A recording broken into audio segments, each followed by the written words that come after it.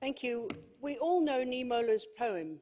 First they came for the communists, the socialists and the Jews, and how he lamented he had not spoken out for them till there was no one left to speak out for him. This was Europe 65 years ago, but now we see that we must speak out again. It's happening to those others, whoever they are. In June in the UK had the most diversive referendum campaigns. Our Equality and Human Rights Commission said that the referendum campaign had, I quote, legitimised hate. During the campaign, a young MP doing her job was shot and stabbed to death by a man consumed with hate, who shockingly, on his conviction, was supported by 60,000 tweets.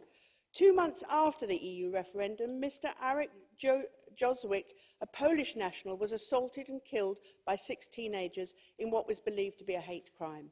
In the weeks following the Brexit result, reported hate crime rose by 58% compared to the year before. But it's not just in the UK. Politicians and leaders on both sides of the Atlantic and across the Union are again peddling hate and fear. It gives permission to others who feed on this bile, who are deranged enough to think that it's acceptable. Many EU citizens living in the UK are very scared, as are those seeking refuge or who have migrated elsewhere in the EU. What has the UK government's response been? To ask companies to report to them their foreign-born employees. What message is this sending? This is not the Britain I know. This is not the Europe that I know. The Britain I know is outward-looking, decent and tolerant. The Britain I know stands up for everyone, no matter what their skin colour, what their language, who they love or who they worship.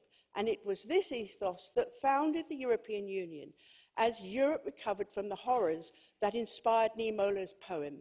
But in this sea of rising intolerance, there are glimmers of hope. After the death of Mr. Jozwik, the Polish centre in London was deluged with flowers and messages of sympathy. Brexit or no Brexit, racist, homophobic and hateful speech must be publicly and forcibly condemned by us all. And I, as a Liberal Democrat, will continue to do just that. Thank you, Mr. Chairman.